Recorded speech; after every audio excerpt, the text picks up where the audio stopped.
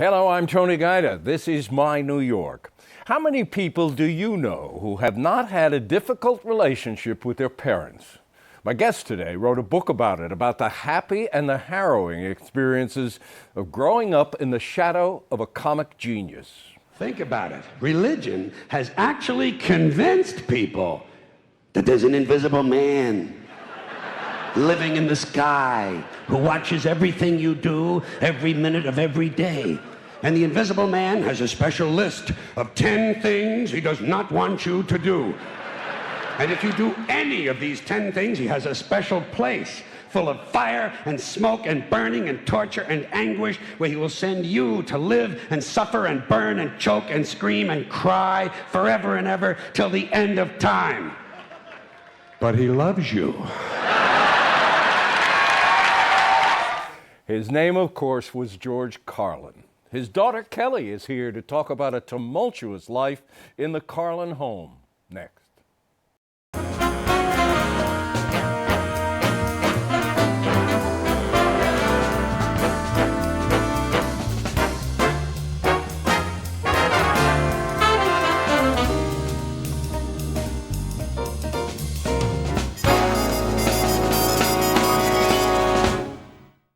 I am delighted to welcome to our program Kelly Carlin. Nice to see you. Thanks for having me. And this book is special. Oh. I found it special. Thank you. The style is so breezy and conversational. It's as if I felt as if you were talking to me. Mm-hmm. And yet what you're talking about a lot of the time is pretty harrowing. Yeah, it's definitely, I describe my life as a roller coaster. I mean, lots of peaks, lots of highs, lots of amazing, great things, and some dark days too. Sure.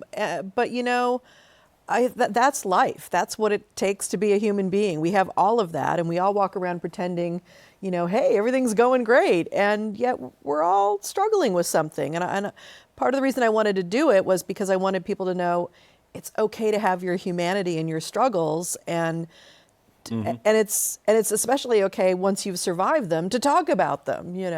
Exactly. Yeah. And probably therapeutic. Absolutely. Yes. Yes.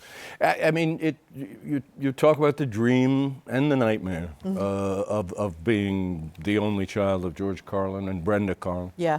And we'll talk a little about both, the nightmare and the dreams. There's a couple of, the nightmare, I guess I should tell the audience, Dad was on LSD and coke and pot, and Mom was drinking. Yeah, they were adults in the 60s and the 70s. Yeah. There were a lot of people doing this back then. Yes, of course. I mean, part of it too is that I think I describe a time, as a kind of I'm right between baby boom and Gen X, really, 63. Yeah. Those of us born in those early 60s, a lot of us had this childhood. I'm not alone. I speak for a legion of us out there. I'm sure you do. Yeah, yeah. But I don't know how many people experienced at the age of 11. You're 11, and the family takes a vacation in Hawaii that goes really off the rails. Yeah, I mean, talk about that a little. This was, during the darkest days of the Carlins. My mother's alcoholism is completely out of control. Cocaine is in the household. Both of my parents are doing way too much of this drug. And there are daily fights, arguments between them, and some of them are getting physical at times. And we go off to Hawaii. Dad's like, we need to take a break. This will be great for the family. We go off to Hawaii, beautiful resort in Maui. And suddenly I'm in the bungalow with my parents, and knives are being brandished at each other. And for me, it was a moment where I finally let myself react in such a way. I was normally the diplomat, trying to keep them all, together. Well, you were the only adult in the house. Right, yeah, yeah. At times. This is what happens to kids who are parentified at an early age. And so in Hawaii, I finally let them see what this was doing to me. I fell apart is what I did. I just let all these emotions out, fell apart in front of them. That stopped everything. It was like the brakes were slammed on their arguing and everything. My dad actually said that moment planted the seed that like we really need to do something about our issues, you know.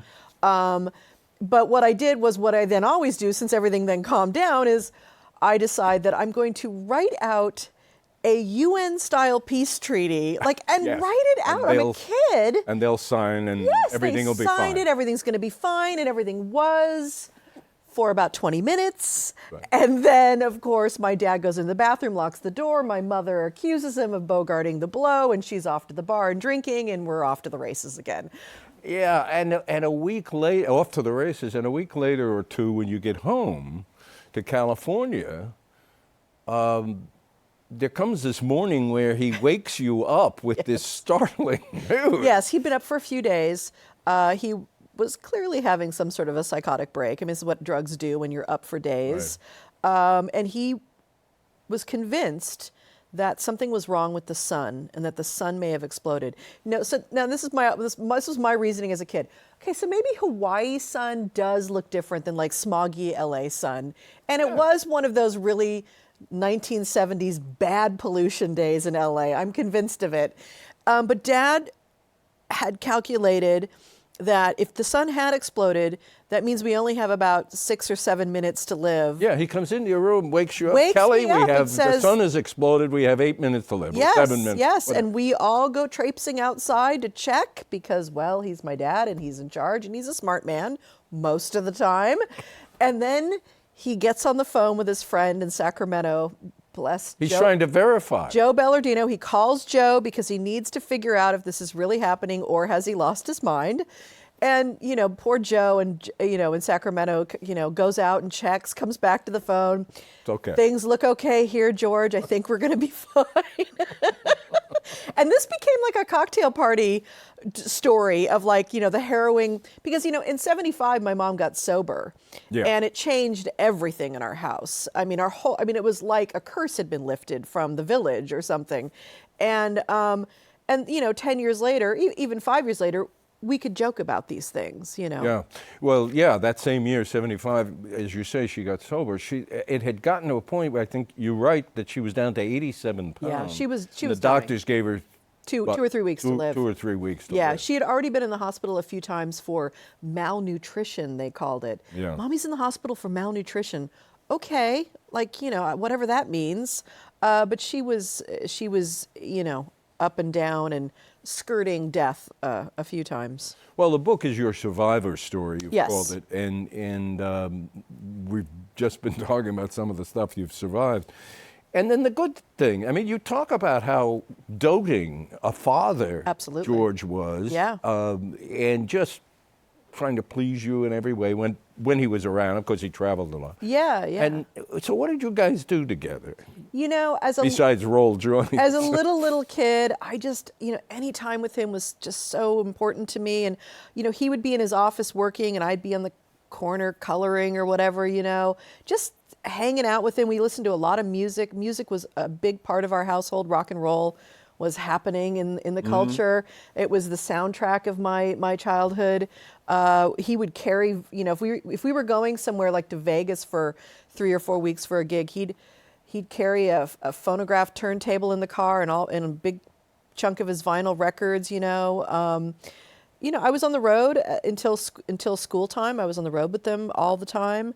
In the summer we got to go on the road, and you know, we were watching TV. I mean, that's like one of my biggest memories is hanging out with my parents and watching TV with them. You know, Columbo and Carol Burnett and Bob Newhart and Mary Tyler Moore, and you know, I mean, this was kind of the culture in the 70s, and you know, learning about comedy not just through watching my dad on stage, but watching what made him laugh.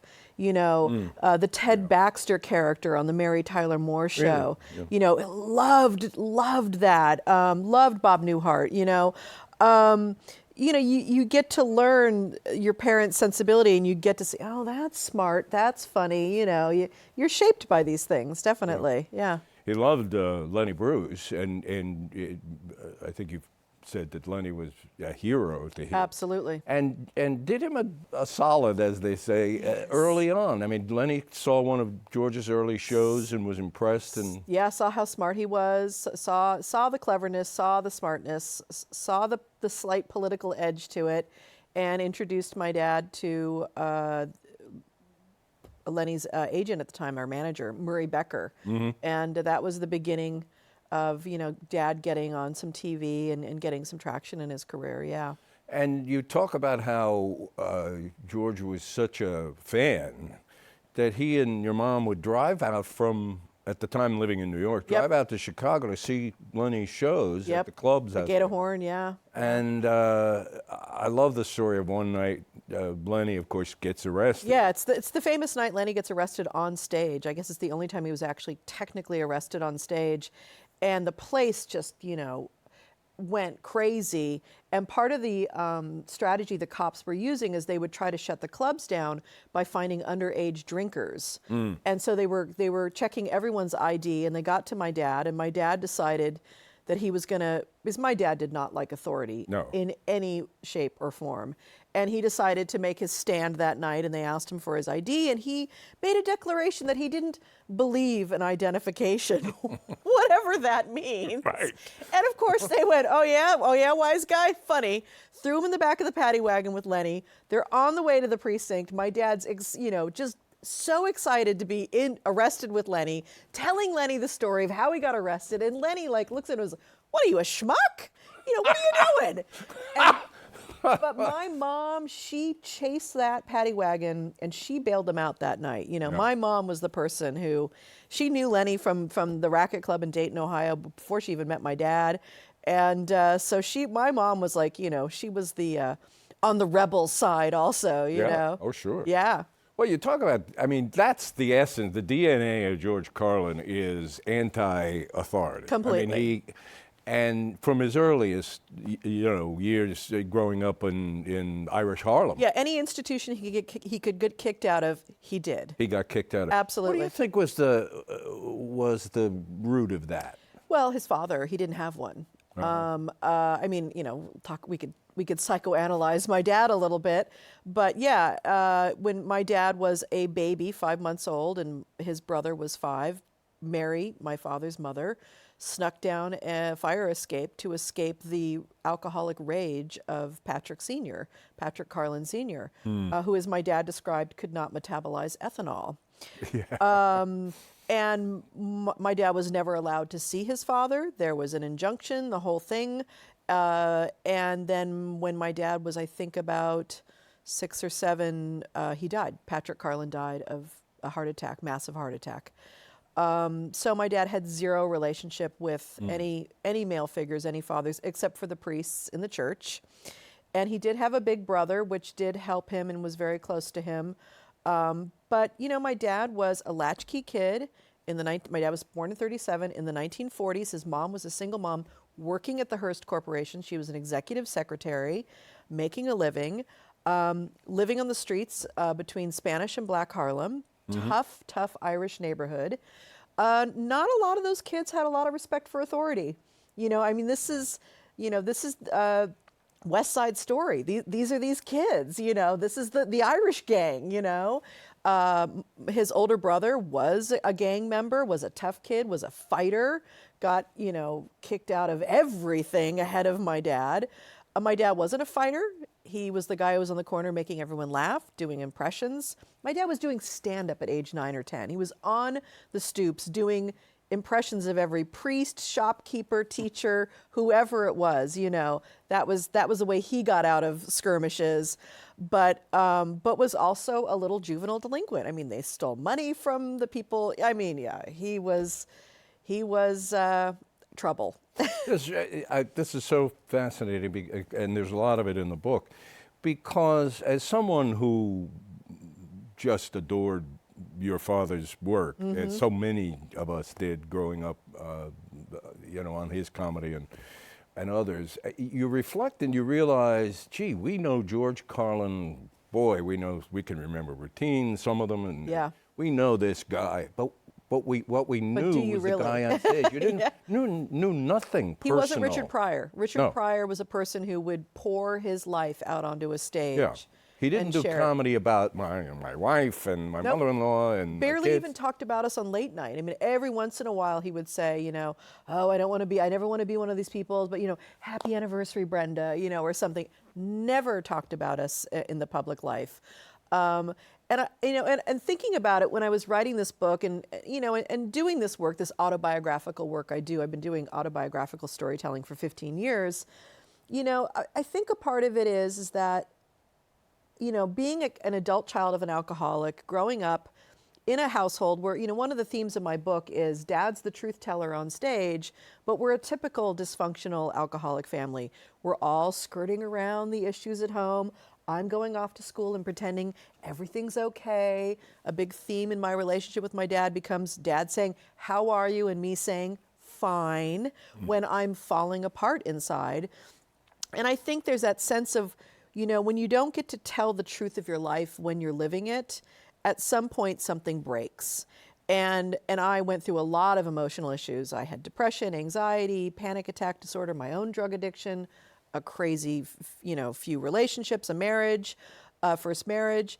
And I think that part of it is a need to just be seen and heard, and to step out of the shadow of invisibility, and not really even the fame shadow of my dad, but just the shadow of living a life that never got to be revealed to anyone. I just walking around with your secrets.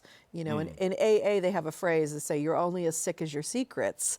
And I grew up in the Oprah era, where you go on TV and you talk about your secrets.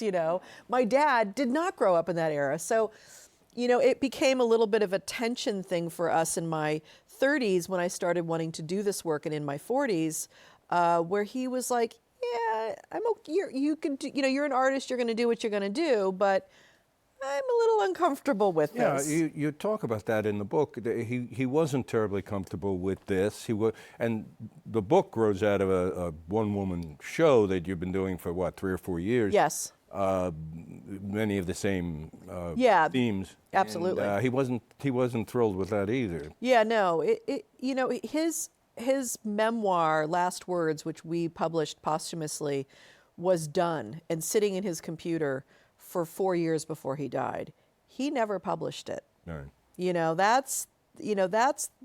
left that for us to do.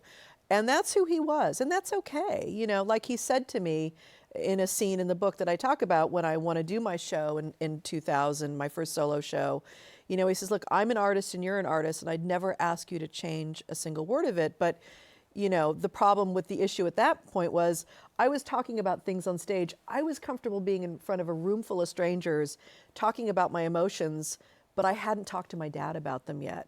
Because in our family, like so many families, Didn't talk about we don't know how to talk to each other." Exactly. And, and I hope that's something that people take away from my show and this book is, if you're not talking to each other, please go talk to each other. I had a woman come to my solo show who after the show had tears in her eyes and said, I have a heart issue and I haven't talked to my adult daughter about it yet. I'm going home tonight and calling her, and we're going to talk about this. And for me, my work was done.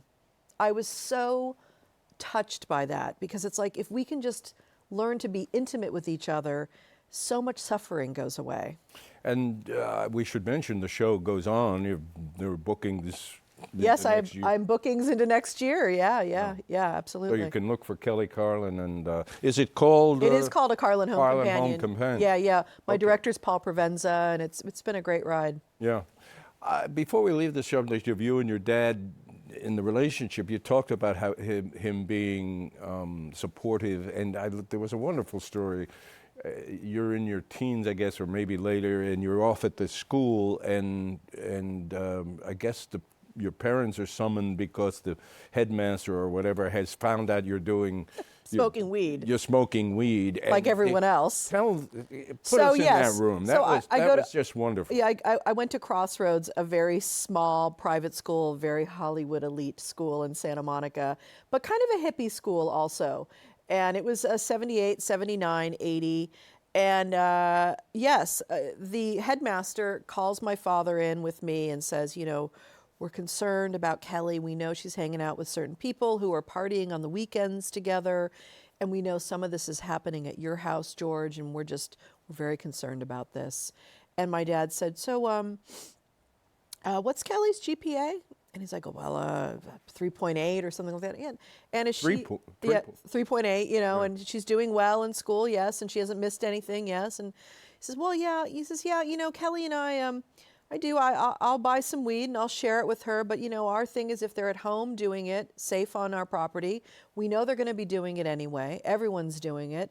At least they're at home, safe, And the headmaster, it's just so 1970s, really couldn't say anything about it. Of course, in this day and age, Right. my parents would be arrested. I'd be a foster child. I mean, who knows what would happen? But yeah, and that was what I called my parents' laissez-faire parenting. Right. My dad hated authority. He wasn't going to side with the headmaster. Right. He's still the rebel teenager, basically. And although it was, lovely and charming, and I'm so glad I could share that with my dad, at the time, probably could have used a little more discipline and a little more limits on my life. Looking back now, I get that teenagers, need some guidance, and I really needed some guidance at that time. I was completely lost, but yeah, my dad supported me and took my side on that one. Yeah, and it was like, okay, she's doing well. Yeah. What else? Meeting over. Yeah. Right. Yeah. The rebel side of him didn't show up in the first part of his career. The first part of Not his on the career, outside. Not on the outside. Of it. Yes. I mean, yeah, publicly, the comedy he was doing in the beginning, in not first half, but maybe first third of his career. Well, yeah, I mean, really the first decade, almost like the first fifth of his career or something like he's that. a kind of white bread, Clean cut, shaven. He had a plan, though. He wanted to be Danny Kaye. He wanted us to be a successful stand-up so he could get to Hollywood and have a great career in the movies. That was his initial plan as a kid. And during that time, there was no road to be, there was Mort Saul. 66, Lenny was dead, Right. and there was, the only road was through these dinner theaters. You had to entertain there were no people. comedy clubs. There were no back comedy then. clubs. If you were going to be a success, you were going to have to either work what might be called straight rooms, and you had to get on or TV. television. You had to get on TV. If you were going to Yeah. be a success, you had to do the Tonight Show. You had to do Merv Griffin. You had to do Mike Douglas and Sullivan, of Right. course, also. And of course, all of that was very controlled. But his first famous bit, the Hippy Dippy Weatherman, Right. Wonderful Wino too. Even those things, very subversive. Half the audience, or 2/3 of the audience, had no idea that he was high, that he was acting like a stoned person as the Hippy Dippy Weatherman. Like they just thought, oh, isn't it cute and funny? This is a Canadian low, which is not to be confused with a Mexican high. Of course, all the people in the counterculture knew exactly what he was talking about, And so he was kind of talking on these parallel levels. He was entertaining the straights and entertaining the heads at the same time. And it was tearing him up inside. I mean, he didn't. Yeah. He made remarkable success. Was making a nice living. Yep. And hating it inside. Yeah, because it was false. It was a false self. And what was happening was no one was letting him grow. He'd been doing the Hippy Dippy Weatherman and the Indian Sergeant for 4 or 5 years, and he'd come to a TV show and he'd say, hey, I've got a great new bit. And they're like, oh, no, we just want you to do the Indian Sergeant. And he'd rewrite the Indian Sergeant, but it's the same characters doing the same shtick. And he saw the writing on the wall. These people are never going to let me out of this box, and they didn't care about art. And he, I believe, was a true artist, Oh, definitely. So he was miserable, and so he started acting out, and in Vegas and other places, and getting fired and pushing, wanting once again to get kicked out of the institutions, and went to my mom finally and said, I have to do this differently.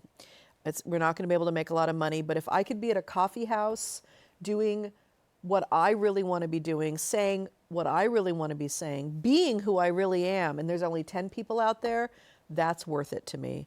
And my mother at first freaked out because she wanted the American dream home in the San Fernando Valley with the swimming pool. But, she'd already signed up as the comrade in arms woman. Yeah. So she was like, okay, let's do this. And it happened very quickly. I mean, 72 through 73, FM, AM, Class Clown, and Occupation Fool all went gold. were huge hits and changed comedy forever. Yes, indeed. Before we run out of time, you have recently announced a gift of his archives, Yes, I have been the keeper of George Carlin's stuff. like 8 or 10 steamer trunks. Steamer worth. trunks, yes. I'm gifting them to the National Comedy Center, which is located in Lucille Ball's hometown, Jamestown, New York. Yes, it is the middle of nowhere. Yes. But Lucy had a vision. She wanted a National Comedy Center. She wanted someplace that would really honor and celebrate and educate people about the unique American art form of comedy and how it's emerged in the last century, especially. And it'll feature stand-up, television, film, sketch, improv, late night. I mean, all different forms of comedy. And these people are smart. They get it, and they're going to do a great job. What I found interesting is one looks at George Carlin with the ponytail and the beard and the hippie, and I don't know, I suppose you could be forgiven, a viewer could be forgiven for thinking, oh, this guy is totally messed up and there's no organization in his life, and yet he kept everything and made meticulous notes. Well, yeah. And this is what. And if you look at his comedy, and this is a man who did 14 HBO shows. This is a man who reinvented himself majorly twice. This is a man who was very prolific. 3 books. I mean, right now I have in his computer probably 2 more HBO shows and 2 more books of material that's never been shaped or anything. This is a man of ideas and very organized, and from day one was very organized. So I have all sorts of stuff. Yeah, and just in brief, what will the comedy? It's all sorts of Center things. get? Handwritten notes, in particular, handwritten actual ideas for routines, many lists, set lists, many lists of gigs he did, tons of scrapbook stuff, clippings from 5 decades, some clothing, awards. Memorabilia, actual tickets from the first Carnegie Hall show. I mean, just things that, ephemera, things like that. But all things that he kept and collected and stored. Well, that's a wonderful idea, and the National Comedy Center will open when? It'll open in the fall of 2017. The festival goes on every summer. They have the Lucy Fest. It started as Lucy Fest. Right. It's in the first week of August, and this year Louis Black, Trevor Noah, and Brian Regan are headlining. It's a fun festival. In Jamestown, New York, which, as Kelly told me, and I'm a New Yorker, Jamestown is about an hour southwest of Buffalo. Buffalo, yep, Okay. yep. Now what are you doing? I mean, you still do your show, your one-woman show. Yeah, and, but I'm really... You're on Sirius XM. Yeah, and I'm shifting. And my focus is shifting. The last 7 years has been very dad-focused. It's been amazing. It's been lovely. Got a chance to write this book, do my show. But, I also want to talk about the big things in the world. I've got a lot to say to the world. And I'm working on a proposal for another book. I have my Sirius XM show where I have great conversations with comics.